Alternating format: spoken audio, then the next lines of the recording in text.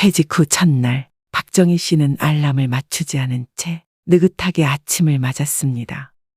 서둘러 출근 준비를 해야 할 이유도 아침부터 마주칠 업무의 압박도 없었습니다. 커피 한 잔을 손에 들고 거실 창밖을 바라보며 이제 내 시간이야. 라고 생각했습니다. 하지만 그 여유는 오래가지 않았습니다. 시간이 흐를수록 그녀는 뭔가 허전한 감정을 느끼기 시작했습니다. 소파에 앉아 텔레비전 채널을 돌리며 시간을 보내는 일이 점점 무료해졌습니다. 이제는 내가 원하는 걸 할 수 있는데 왜 이렇게 공허할까? 그녀는 자신에게 물었습니다. 은퇴라는 단어는 그녀에게 자유와 여유를 의미했지만 현실은 다르게 다가왔습니다. 매일이 비슷하게 흘러가며 점점 고립감을 느꼈습니다. 가족들도 바쁜 일상 속에서 그녀를 자주 찾지 못했습니다. 엄마, 이번 주말에는 약속이 있어서 못 갈 것 같아요. 딸의 말에 정희 씨는 그래, 괜찮아. 내일 봐야지. 라고 답했지만 그 말을 듣고 나면 한동안 마음이 허전했습니다. 퇴직 전에는 일이 그녀의 정체성이었고 동료들과의 교류가 삶의 큰 부분을 차지했습니다. 그러나 퇴직 후 그녀는 정체성을 잃어버린 듯한 기분에 빠졌습니다. 내가 정말 잘 살아온 걸까? 이 질문은 은퇴 후 매일 그녀의 머릿속을 떠나지 않았습니다. 어느 날 그녀는 마음을 다잡기로 결심했습니다. 여기서 멈춰선 안 돼. 뭔가 시작해야 해. 그렇게 그녀의 새로운 여정이 시작되었습니다. 다들 그렇게 살잖아. 나도 어떻게든 되겠지. 퇴직 전 박정희 씨는 노후 준비에 대해 크게 고민하지 않았습니다. 매달 월급이 들어오고 집도 소유하고 있으니 큰 문제가 없을 거라 생각했습니다. 하지만 막상 은퇴 후 생활비를 계산해 보니 예상보다 훨씬 많은 지출이 있었습니다. 고정비용만 해도 이렇게 많이 나가다니.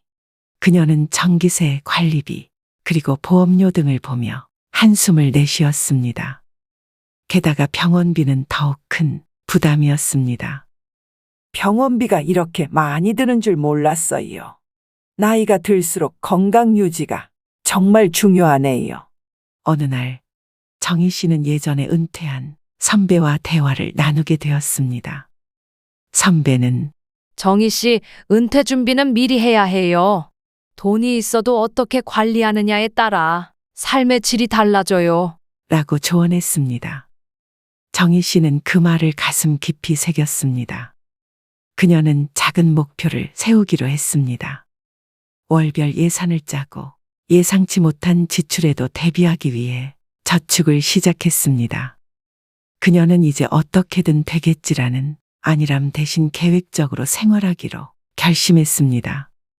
퇴직 후 박정희 씨는 운동보다는 소파에 앉아 텔레비전을 보는 것이 더 편하다고 생각했습니다.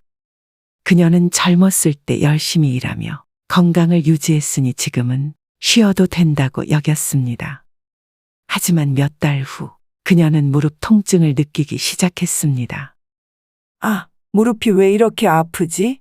병원을 찾은 그녀는 의사로부터 충격적인 말을 들었습니다. 운동 부족으로 근육량이 줄어 관절에 부담이 가고 있습니다. 지금부터라도 운동을 시작하지 않으면 더 큰 문제가 생길 수 있습니다. 정희 씨는 당황했습니다.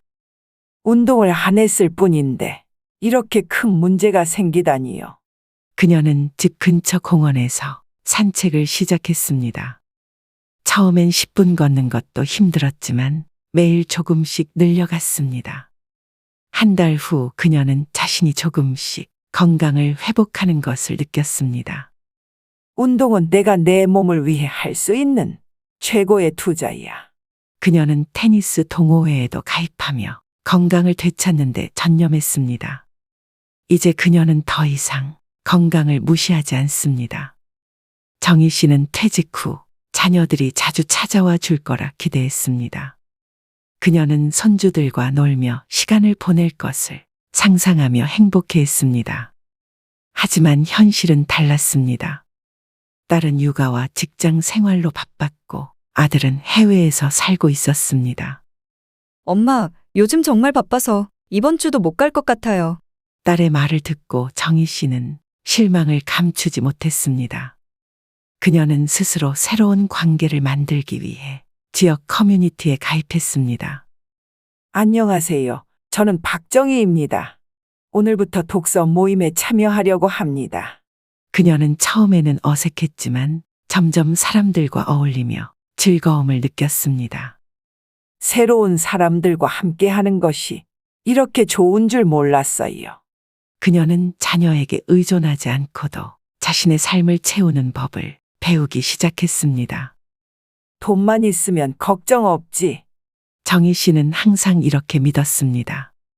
그러나 예상치 못한 지출이 그녀를 깨우쳤습니다. 의료비, 집 수리비, 그리고 생활비는 생각보다 훨씬 많이 들었습니다. 이렇게 계속 쓰다 보면 금방 퇴직금을 다 쓸 것 같아. 그녀는 친구와 대화하며 자신의 고민을 털어놨습니다. 친구는 이렇게 말했습니다. 돈만 믿지 말고 안정적인 수입원을 만들어 해. 연금은 잘 준비했니? 정희 씨는 연금을 다시 점검하며 더 나은 재정 관리를 위해 노력했습니다.